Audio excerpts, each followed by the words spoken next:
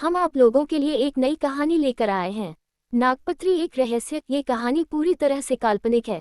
इस कहानी के पात्र के नाम या घटना अगर किसी से मिलते हैं तो वह सिर्फ एक सहयोग ही होगा। इस उपन्यास का किसी से भी कोई लेना देना नहीं है। इसमें एक्शन, रोमांच, हॉरर, सामाजिक, पौराणिक सभी तरह की घटनाएं होगी। ये उपन्यास मेरा कॉपीराइट है, इसे कॉपी करने की कोशिश ना करें। ये किताब के रूप में अमेज़न पर भी मिल जाएगी। तो चलिए हम अपनी कहानी शुरू करते हैं। नागपत्री वह रहस्य है जिसका विचार भी कर पाना ठीक उसी तरह दुर्लभ है जिस तरह महासप्तशती के पाठ का अंतिम श्लोक, जिसका पठन और पाठन बिना शिवकृपा के नहीं हो सकता। ये नागपत्री स्वर्ण ताम्रपत्र पर लिखी हुई वह कृति है जिसमें संसार के संपूर्ण रहस्य छिपे हैं। ब्रह्मांड की उत्पत्ति से लेकर विनाश तक सारा ज्ञान इसमें छिपा हुआ है। घुड़सवारी बेशक उसका सपना था, लेकिन आज तक किसी भी घोड़े ने उसे सवारी करने का मौका ही न दिया। उसके शौक को पूरा करने के लिए पिता दिनकर ने अनेकों घुड़सवारों को तैयार किया कि वह अपनी बेटी का शौक पूरा कर सके।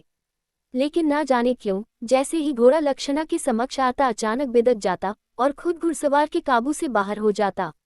लेकिन दिनकर जी भी बिटिया की जिद के सामने मजबूर थे और एक दफा वह अपनी बेटी को लेकर सीधे अस्तबल ही पहुंच गए। लेकिन ये क्या, लक्षणा के अस्तबल में पैर रखते ही घोड़ों ने तेज आवाज के साथ हलचल मचा दी और ऐसा लगा जैसे बस वे घोड़े बाड़ा तोड़कर भाग ही जाएंगे। ऐसी विषम परिस्थितियां देख अस्तबल के मालिक ने दिनकर जी से माफी मांग सिर्फ इतना कहा, दिनकर जी माफ करिए, लेकिन शायद कुछ और समस्या है। मैं आपसे विनती करूंगा कि यदि आप वाकई अपनी बेटी को घुड़सवारी करते हुए देखना चाहते हैं तो आपको आचार्य चित्रसेन जी से एक बार मिल लेना चाहिए।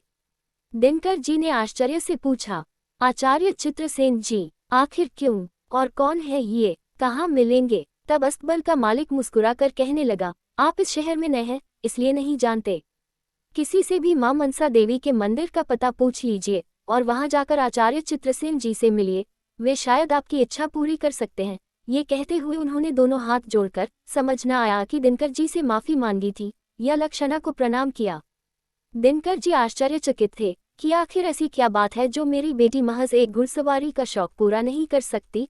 अब उनके मन में धीरे धीरे जिज्ञासा और भय का भी समावेश होने लगा था, जिसको शांत करने के लिए उन्होंने बिना देरी किए अपने सारे अपॉइंटमेंट कैंसिल कर तुरंत ही मां मनसा देवी के मंदिर की ओर रुख किया।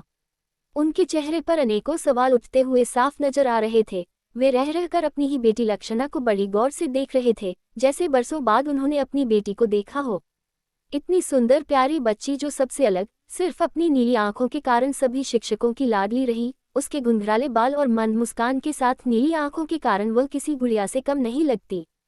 एक दफा तो ऐसा हुआ कि नए प्रिंसिपल के आने पर शिक्षकों ने लक्षणा को एक जीवंत गुड़िया के रूप में पेश किया और प्रिंसिपल पहचान भी ना सके कि वह पुतला है या लड़की। लेकिन जैसे ही थोड़ी हरकत हुई तब वे घबराकर समझ गए कि उनके साथ मजाक किया गया है। सब कुछ तो ठीक है, फिर क्यों आखिर मैं अपनी इकलौती बेटी की एकमात्र इच्छा को पूरा नहीं कर पाता? क्यों इसे देखकर घोड़े बिचक जाते हैं?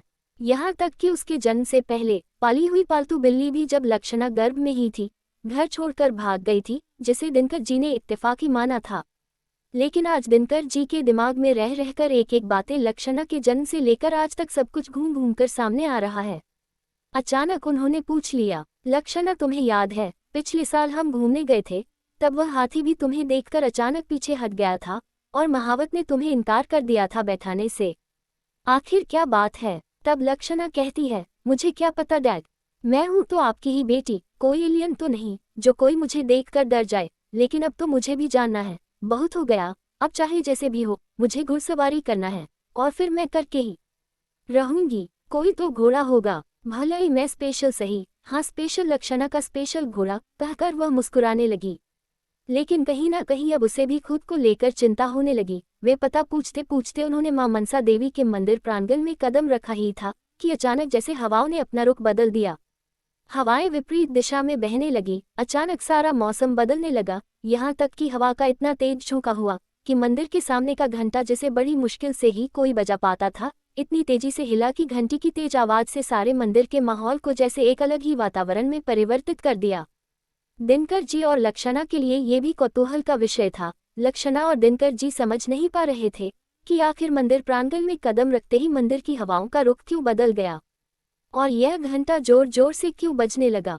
दिनकर जी के मन में आश्चर्य के साथ साथ डर भी था, लेकिन वे लक्षणा के सामने दिखा नहीं रहे थे। और लक्षणा भी इन सब चीजों से अनजान थी, और वह दिनकर जी से कहने लगी कि डैड अचानक ये सब ऐसा क्यों हो रहा है।